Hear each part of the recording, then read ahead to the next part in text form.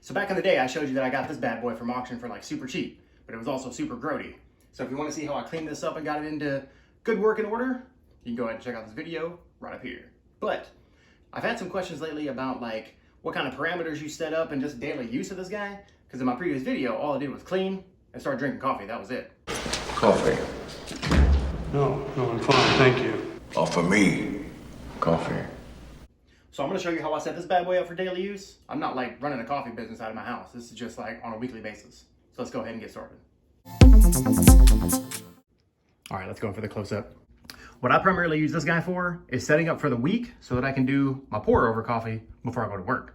So what I like to do is I like to set up my ratio for the coffee of the week based on a 16-gram cup for 280 milliliters. And the way I do that is that I'm just gonna take my beans, whole beans, and we're going to grind this guy for the week. So if you take 16 times 7 days a week, that's gonna be 112 grams. So I need to weigh out 112 grams of my beans. And the way that I do that is I just use a kitchen scale. All right, I kind of did that in the previous video, so I'm not gonna bore you with how I did that. Just know that what I like to do is, bottom line is 16 grams of ground beans per 280 milliliters of water. And I just use this little guy right here. I usually fill this guy up, right? If you look, just for comparison's sake, 280 milliliters, milliliters, I mean, it's water, it's 1-to-1, right? It's about a 10-ounce cup. It's pretty close. It's not quite a 10-ounce cup, but it's a little more than just a regular 8-ounce cup. All right, so that's what I'm working with. And whenever I go to do the actual setup, I'm going to weigh it out with my jeweler scale and a little baby cup. All right. Now you're probably wondering, hey, if I'm going to be doing grind time, what do I have this for? Well, the bird grinder is just for if I want like a single serve, right?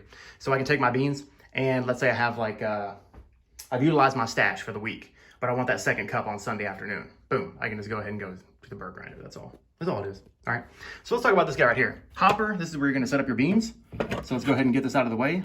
But before I get this completely out of the way, you'll notice that there's a big circle right here on the left, and there's a little circle right here on the right. Now that's important because when you load your hopper, and it's gonna be sending it through the bird grinder right here, you've got this dial, and I don't really go off, I'm not a barista. I don't know what these numbers mean. But what I do know is that if you push this button down and you start swinging it, so it's gonna be turning towards, if it's gonna be turning towards the big circle, you're gonna get a coarse grind. Very coarse, right? Here, right? So that's making it, that's opening, right? This is turning left, so it's opening the burr. So if you want like if you want something like a pour over or a French press, then that's gonna be fine, right? You're not doing an espresso. You don't need like it ground super fine. But if you do want it ground super fine, you're gonna go back to this other direction, right? You're gonna go to the left, to the small circle, so that you can have a finer grind for your pour over or your French press, if that's your choosing. Now, you'll notice here that I only have a finite amount of distance because this guy right here is your stop for going big, and then you've got the stop on the other side for going small. So this right here, that's just my match mark. All right, that's not like anything super important, but one thing you can do if you have one of these is that you can just reconfigure it, right? You can make it, you can swirl it around. You can move this maybe a little bit. There's probably not a lot you can do with this little guard. It's just a tiny sheet of metal, right? It's just tiny. You could even take this off, so you'd have an infinite amount of play with your grind, okay? All right, so what I'm gonna do right here is I'm gonna take these 3 screws off, and this guy can literally just come out. Not a big deal, right? That's why the match mark is so important, because it lets me know later like how to position where I want it to position, so that if I wanted to infinitely move this, I can do so. All right, so I can get like a really good grind on my beans. So that's how you do that. Again, I don't know what the numbers mean, but I did grind some in my burr grinder just to show you. That's why it's a little bit chunky, you know what I'm saying? So let's take a look. I'm not doing it just for like keeping dirty grossness everywhere. So this is the grind that I like for my pour over. If I'm gonna do French press, I might do it a little bit bigger, the grain size, but hopefully that'll show you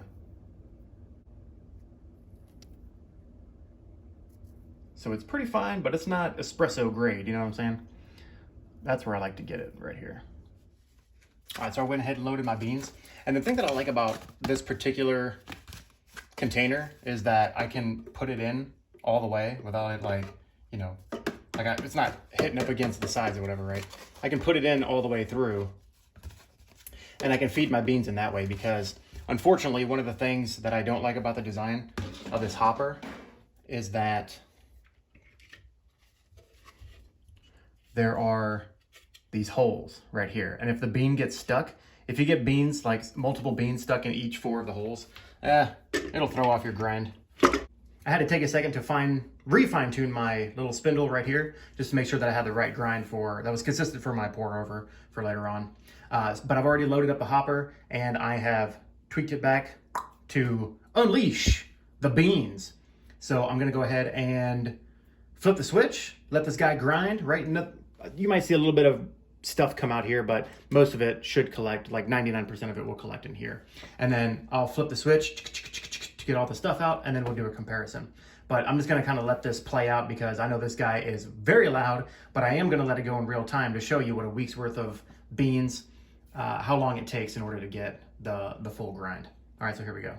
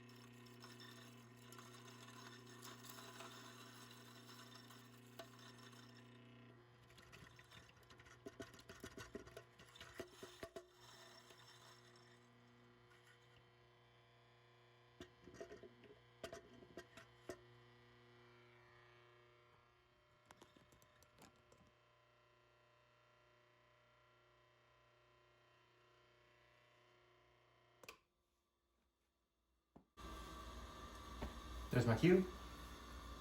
All right, so it's winding down now. And sometimes you gotta, I mean, it's not a perfect system, right? Sometimes I go in with this is just a little, 1-inch brush that I got from the dollar store. I use it to clean out the burr and also to clean out the collector whenever it's, just to make sure that I get all the beans that I ground up so that I don't leave no bean left behind. All right, so then, here, let me put you in position. So then all you do is you'll just collect right here. This guy goes roundy roundy. And you can see, right? Some nice beanage. All right, so let's go ahead and go in. We got the manual stuff that I had left over that I showed you earlier in the video. And then I've got this guy right here, just to do a side by side. Left side is my darker roast. Again, you can see, whoa, I don't want to lose anything here. All right. Right, that's the manual one. This is my pour over consistency that I like. And then again, I got it dialed in